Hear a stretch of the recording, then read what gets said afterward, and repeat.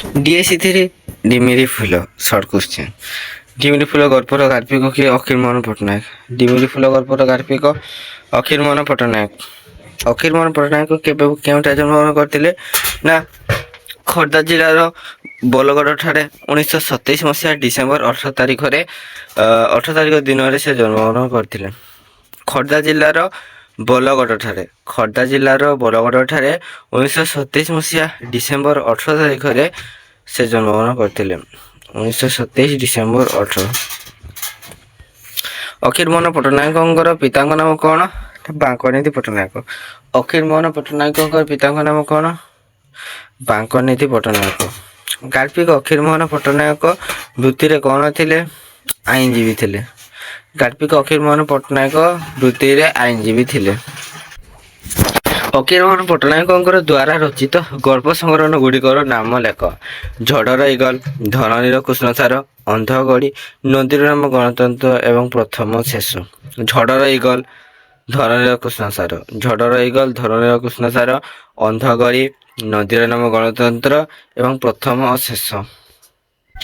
କେଉଁ ଗଳ୍ପ ପାଇଁ ସେ କେନ୍ଦ୍ର ସାହିତ୍ୟ ଏକାଡେମୀ ପୁରସ୍କାର ପାଇଥିଲେ?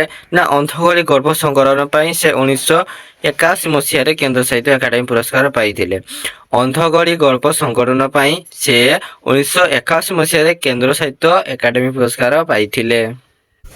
ଗାଳ୍ପିକ ଅଖିରମୋହନ ପଟ୍ଟନାୟକ କେଉଁ ପତ୍ରିକାର ସମ୍ପାଦକ ଥିଲେ? ନା ଭୁବନେଶ୍ୱରରୁ ପ୍ରକାଶ ପାଇଥିବା ସମାବେଶ ପତ୍ରିକାର ସମ୍ପାଦକ ଥିଲେ। ସମାବେଶ ଭୁବନେଶ୍ୱରରୁ ପ୍ରକାଶ ପାଇଥିବା ସମାବେଶ ପତ୍ରିକାର ସମ୍ପାଦକ ଥିଲେ। ତାପରେ ଦେଖନ୍ତୁ ଡିମିରି ଫୁଲ ଗଳ୍ପଟି କେଉଁ ଗଳ୍ପ ସଂକଳନରୁ ଆସିଛି? ନା ଅନ୍ଧଗଡ଼ି।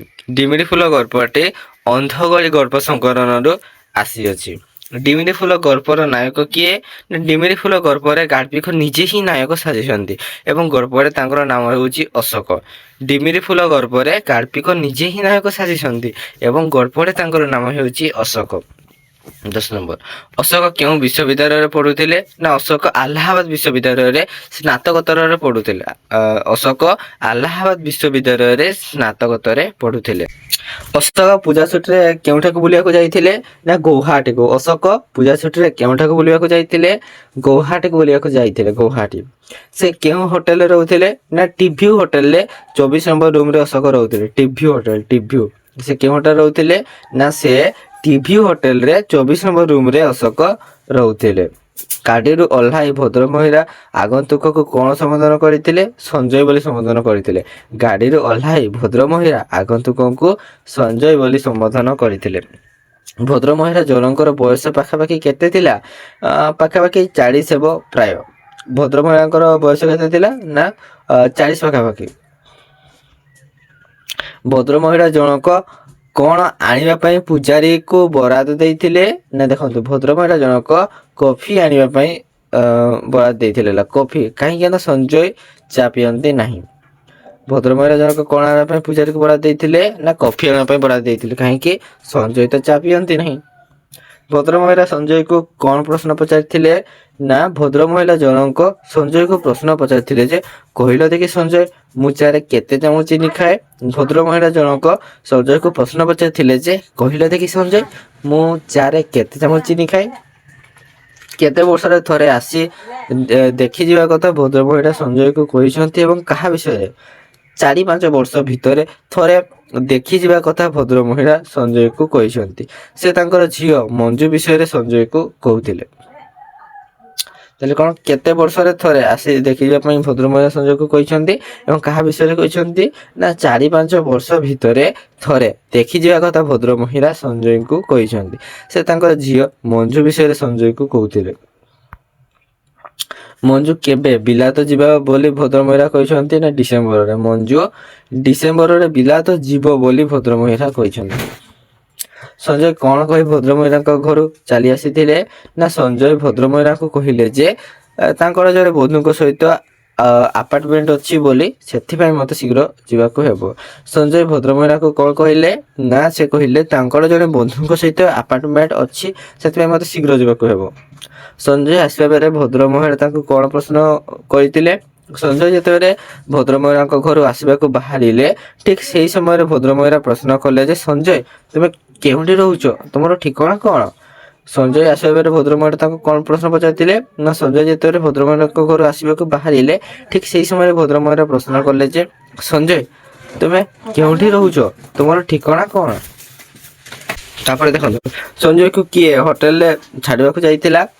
ଭଦ୍ରମହିଳାଙ୍କର ସଞ୍ଜୟ ଉପରେ ଦୟାଭାବ ଆସିଲା ଯେ ଏଇ ବର୍ଷା ପାଣିରେ ତମେ ଚାଲିକରି ଯିବ ନାହିଁ, ଗାଡିରେ ବସ, ତମକୁ ସଫର ନେଇ ଛାଡି ଆସିବ, ଆଉ ତମ ହୋଟେଲ ବି ଦେଖି ଆସିବ। ସଞ୍ଜୟକୁ କିଏ ହୋଟେଲରେ ଛାଡିବାକୁ ଯାଇଥିଲା ନା ଭଦ୍ରମହିଳାଙ୍କର ସଞ୍ଜୟ ଉପରେ ଦୟାଭାବ ଆସିଥିଲା ଯେ ଏଇ ବର୍ଷା ପାଣିରେ ତମେ ଚାଲିକରି ଯିବ ନାହିଁ, ଗାଡିରେ ବସ, ତମକୁ ସଫର ନେଇ ଛାଡି ଆସିବ, ଆଉ ତମ ହୋଟେଲ ବି ଦେଖି ଆସିବ। 22 ନମ୍ବର ଭଦ୍ରଲୋକ ଅଶୋକକୁ ଭେଟି କଣ କହିଥିଲେ? ଭଦ୍ରଲୋକ ଅଶୋକଙ୍କୁ ଭେଟୁ ଭେଟୁ କହିଲେ ଯେ ତମେ କାଲି ସନ୍ଧ୍ୟାରେ ଯେଉଁ ଘରେ ଆଶ୍ରୟ ନେଇଥିଲ ସେଟା ମୋର ଘର, ସେ ମୋ ସ୍ତ୍ରୀ। ମୁଁ ଠିକ ଜାଣିଥିଲି ଯେ ମୋର ସ୍ତ୍ରୀ ମସ୍ତ ବଡ଼ ଭୁଲ କରିଛନ୍ତି। ଆଜି ସକାଳେ ସେ ମତେ ଜୋର କରିକି ତମ ପାଖକୁ ପଠେଇଲେ। ସେ ସ୍ଥିର ନିଶ୍ଚିତ ଯେ ତମେ ହେଉଛ ସଞ୍ଜୟ। ଭଦ୍ରଲୋକ ଅଶୋକକୁ ଭେଟି କଣ କହିଲେ? ଭଦ୍ରଲୋକ ଅଶୋକଙ୍କୁ ଭେଟୁ ଭେଟୁ କହିଲେ ଯେ ତମେ କାଲି ସନ୍ଧ୍ୟାରେ ଯେଉଁ ଘରେ ଆଶ୍ରୟ ନେଇଥିଲ ସେଟା ମୋର ଘର, ଆଉ ସେ ମୋ ସ୍ତ୍ରୀ। ମୁଁ ଠିକ ଜାଣିଥିଲି ଯେ ମୋର ସ୍ତ୍ରୀ ମସ୍ତ ବଡ଼ ଭୁଲ କରିଛନ୍ତି। ଆଜି ସକାଳେ ସେ ମତେ ଜୋର କରିକି ତମ ପାଖକୁ ପଠେଇଲେ। ସେ ସ୍ଥିର ନିଶ୍ଚିତ ଯେ ତମେ ହେଉଛ ସଞ୍ଜୟ। ସଞ୍ଜୟ କିଏ? ମଞ୍ଜୁ ସହିତ ତାର ସମ୍ପର୍କ କଣ? ସଞ୍ଜୟ ଓ ମଞ୍ଜୁଶ୍ରୀ ଜଣେ ଭଲ ବନ୍ଧୁ। ପିଲାବେଳେ ସେମାନେ ସାଙ୍ଗ ହେଇକି ପାଠ ପଢୁଥିଲେ ଏବଂ ପରବର୍ତ୍ତୀ ସମୟରେ ମଞ୍ଜୁ ସହିତ ସଞ୍ଜୟର ବିବାହ ସ୍ଥିର ହୋଇଥିଲା।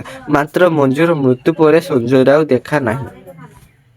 ସଞ୍ଜୟ ଭଦ୍ରଲୋକ ଜଣଙ୍କୁ କି କଥା ଦେଇଥିଲେ ନା ସଞ୍ଜୟ ଭଦ୍ରଲୋକ ଜଣଙ୍କୁ କଥା ଦେଇଥିଲେ ଯେ ତାଙ୍କର ଯେତେ ଅସୁବିଧା ଥାଉ ନା କାହିଁକି ସେ ମଝିରେ ମଝିରେ ଭଦ୍ରଲୋକଙ୍କ ଘରକୁ ଯିବେ, କାରଣ ତାଙ୍କ ସ୍ତ୍ରୀ ସଞ୍ଜୟକୁ ଦେଖି ବହୁତ ଖୁସି ହେବେ। ବହୁତ ଦିନ ପରେ ଭଦ୍ର ବ୍ୟକ୍ତି ଜଣଙ୍କ ତାଙ୍କ ସ୍ତ୍ରୀ ମୁହଁରେ ହସ ଟିକେ ଦେଖିବାକୁ ପାଇଛନ୍ତି। ସେଥିପାଇଁ ସେ ଅଶୋକଙ୍କୁ ଅନୁରୋଧ କରିଥିଲେ କି ମଝିରେ ମଝିରେ ତାଙ୍କର ଘର ଆଡେ ଟିକେ ବୁଲି ଆସିବାକୁ। ସଞ୍ଜୟ ଭଦ୍ରଲୋକ ଜଣଙ୍କୁ କି କଥା ଦେଇଥିଲେ ନା ସଞ୍ଜୟ ଭଦ୍ରଲୋକ ଜଣଙ୍କୁ କଥା ଦେଇଥିଲେ ଯେ ତାଙ୍କର ଯେତେ ଅସୁବିଧା ଥାଉ ନା କାହିଁକି ସେ ମଝିରେ ମଝିରେ ସେ ଭଦ୍ରଲୋକଙ୍କ ଘରକୁ ଯିବେ, କାରଣ ସ୍ତ୍ରୀ ସଞ୍ଜୟକୁ ଦେଖି ବହୁତ ଖୁସି ହେବେ।